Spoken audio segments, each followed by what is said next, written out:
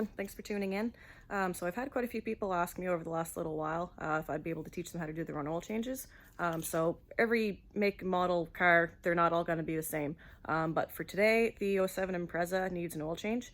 So a lot of the older generation EJ25s are pretty well the same. So today I'll give you a little step-by-step for how a dealership would normally do your oil changes, but right here from home so that you guys can learn how to do it yourselves.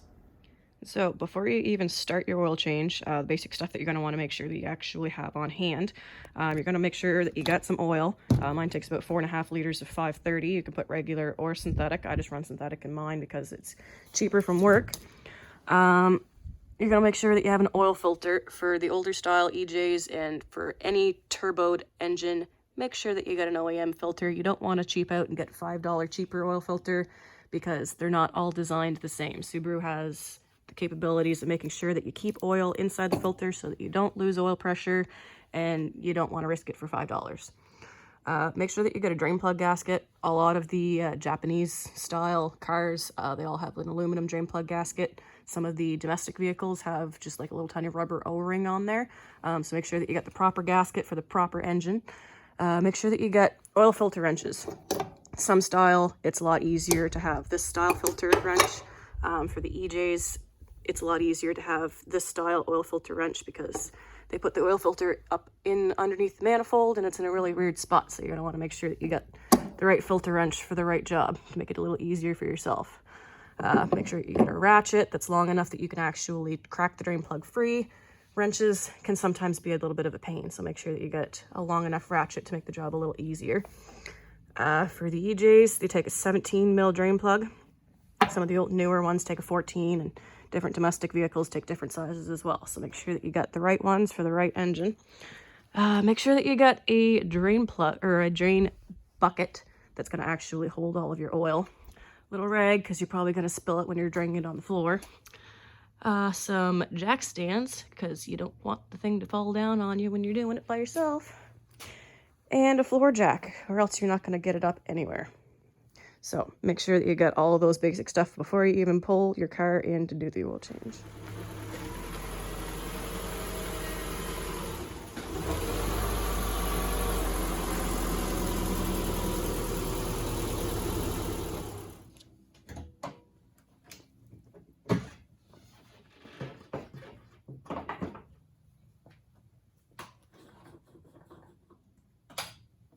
All right, so once you pop your hood, you can take your oil cap off.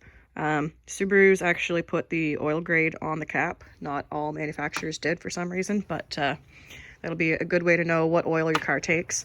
You'll also be able to know just by looking underneath the hood. Most of the newer style ones have the oil filter right here. But there's also some vehicles that take like a cartridge filter. So you'd have to look up from manufacturers' manuals and whatnot to find out where exactly the filter would be for one that would have a cartridge filter. Another good thing to check before you drain it is to find out just how much oil is in it. That way you can know if your car burns oil or not, and then you can know in between oil changes if you gotta top it up in between. Alright, so when it comes to jacking up your car, depending on how old it is, you're going to want to use your best judgment as to what parts of it are solid or too rusted. So I usually put mine right in the center. It's easier to put jack stands on the side if you try to jack it up from the center first. So I just put it in that little brace right behind the oil pan. Do not jack it up on the oil pan or the transmission. So usually you can just put it on the frame, or you can use your rocker panels if they're solid enough. So long as you jack it up and have enough space to put the jack stands on either the frame or the rocker panels, one on each side, just to help stabilize it.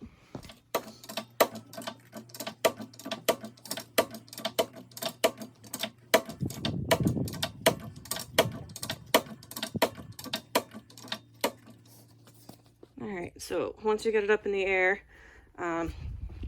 bring a jack stand, one on each side. Again, use your best judgment. If your car is too soft, don't use your rocker panels. But I know that mine is pretty solid, so you can just put the jack stand right on the little pinch weld on the rocker panel. And just do that one on each side.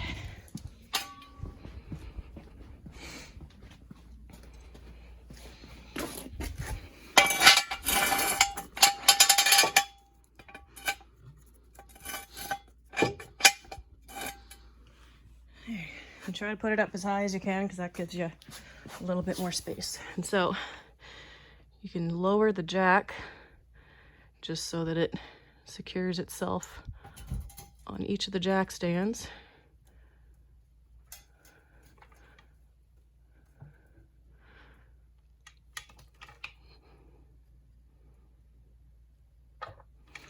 And then you can pull the jack out. And just always, before you crawl under it, double check and make sure that your jack stands aren't going anywhere. You can give the car a quick shake and make sure that it's not going anywhere. All right, so take a quick look underneath just so that you know where the oil filter is, where the drain plug is, and then you can know where to place your drain bucket when you loosen it off. So for some of the newer style ones, we have a lot of issues with Costco, more specifically. They tend to go back a little too far and pop the drain plug for the transmission by accident. So make sure that you're forward enough to know that is where the engine is and that's where the transmission is, or else you'll be calling a tow truck. So another good thing, you're going to want to use your best judgment depending on where the drain plug is located on the oil pan. You're going to want to make sure that you got the right angle so that once that stream actually comes out, that it's actually going to go into the bucket, not all over the floor. So it'll save you a little bit of cleanup time just to make sure that you got the proper angle as to where it's going to drain to.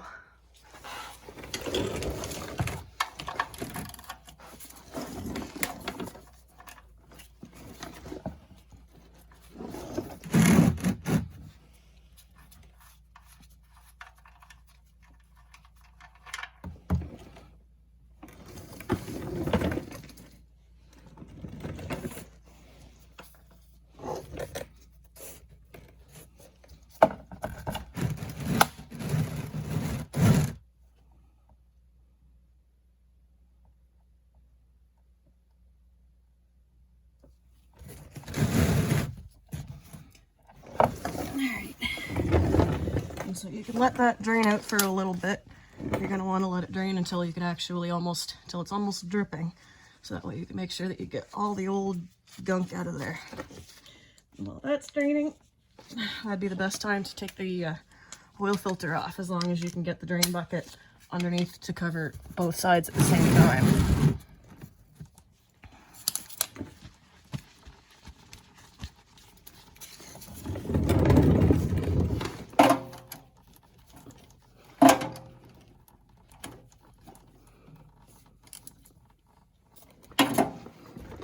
So you just crack it loose a little bit.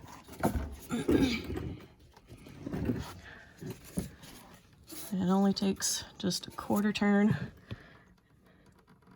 and it'll start dripping once you loosen it off a tiny bit. Just let it drip a tiny bit and then you're not coating yourself in oil while it's still dripping out.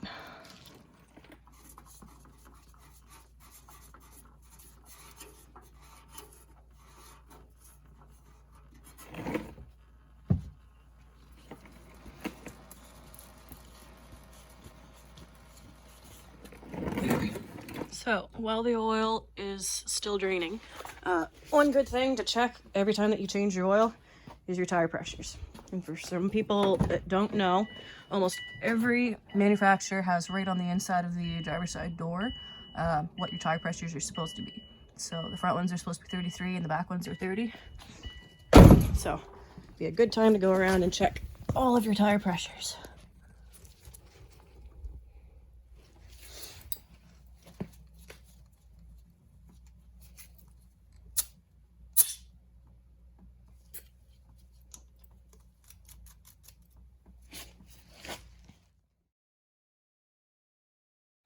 Alright, so my pressures are all good. Another good thing to check while you're draining your oil, just take a quick look at the brakes, make sure that they're not too rusted up or gunged up, and you can usually take a pretty quick look and you can tell if the rotor surface is nice and smooth or if it looks like it's pretty rusted and pitted, and you can tell if your brake pads are seized in there, and you can tell if the rotor's a different color and whatnot. So it's another good thing to check while you got your car up in the air. You can take a quick look at your suspension and everything too. So while it's up, if you shake your wheel side to side or up and down, just make sure that everything's snug and tight.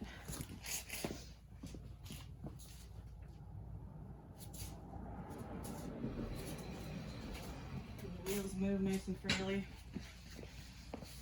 Now, you can check also your sway bar links. I have a new set in my car that I also have to replace, but you give them a quick shake and you can tell if there's a little bit of play in those or not, if they're moving. You can also stick a pry bar in underneath and check your ball joints. Make sure that your axle boots aren't leaking or anything like that. And so you can check all that stuff while your oil's dripping. So that's pretty well done there for now. So I can put the oil drain plug back in it and put the filter back on it. And so if anyone actually buys OEM oil filters, it usually says right on the side of it, step-by-step instructions for proper installation of your oil filter to make sure that you don't damage anything. So you can take a little bit of engine oil and put that on the little tiny rubber gasket on that side. And some manufacturers just say 7/8 of a turn or 3/4 of a turn. And so usually you can feel the difference on there. So start by putting a little bit of oil while it's draining out of the oil pan. Put a little bit of oil, just lightly film on the gasket.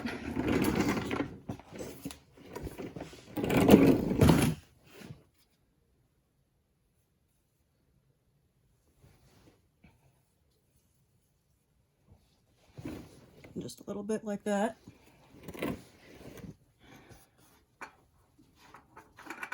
Now, since the Subaru ones actually say engine on them, you can pretty well tell when you twist it on, you can feel when the rubber gasket actually mates to the engine block. And so a little over 3/4 of a turn. So if you just see which direction the engine is facing, you can pretty well just tighten it. That'd be half a turn.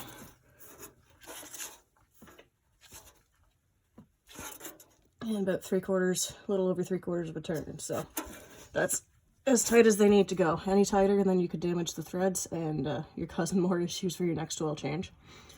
And so Subaru has a little tiny bubble crush gasket.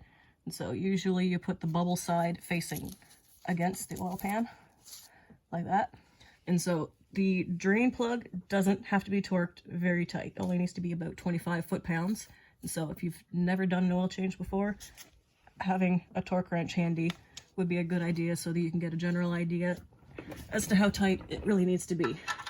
They don't need to be super tight or you're going to cross thread them. And so they only need to be about 25 foot-pounds. And so if you look on there where the 25 mark would be,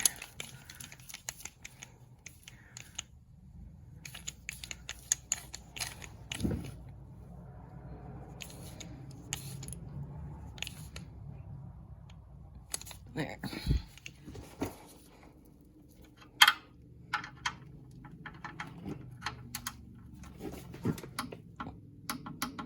There, so you can hear it click there. Just needs to be snug. And so, grab your rag and wipe it off a little bit. And for these older ones, it's pretty common to have a little bit of oil dripping on the exhaust a little bit. And so,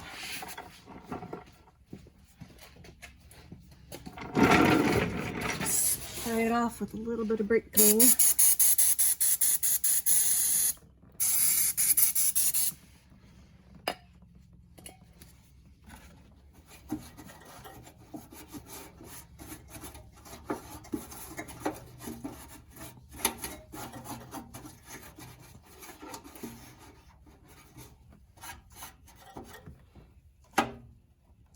And just double check.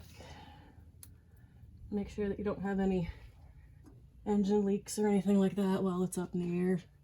I already did the full head gasket job and everything on this, so I've already checked it multiple times and there's still no leaks, so that's good.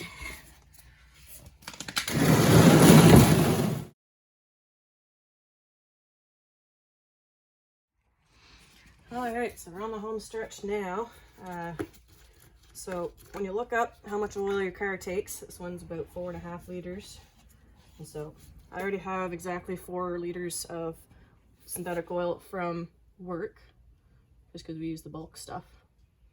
And so use a funnel, you can pour it in.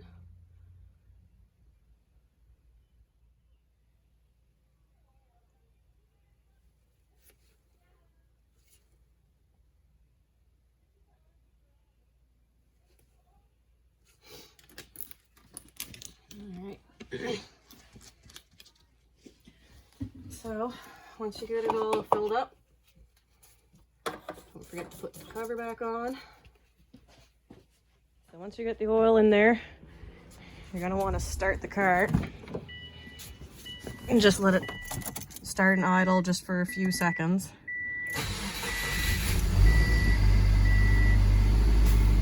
That way, once you actually start it and let it idle for 5 seconds or so, you can shut it off. So starting it up just makes sure that you can cycle the oil through the filter, and that way you get an accurate reading when you actually check the oil level. Also, you start it up and shut it off real quick, and then you can just double check and make sure that there's no leaks. That's just a little bit of water. So no leaks there. So these usually take a little bit longer to have the oil settle down to the oil pan, just because they're boxer engine, so it takes a little bit longer for all the oil to sit down there. So give it 5 minutes or so, and then you can double check the level. So while you're waiting for the oil to actually settle down into the oil pan, it'd be a good time to update your oil change sticker if you actually have some available. Usually these older style ones, you can change them about 5,000 kilometers or every 6 months. So you can update that while you're waiting for the oil to settle. And also while you're waiting for your oil to settle, it'd be a good time to start checking your fluids. Power steering fluid level, that's good. Coolant level, that's still just above the minimum mark, so that's all right. And you can check your transmission fluid.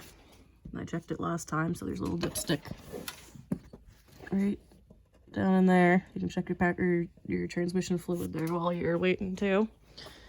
Most times at the dealership, we try to top up your washer fluid also while we're waiting.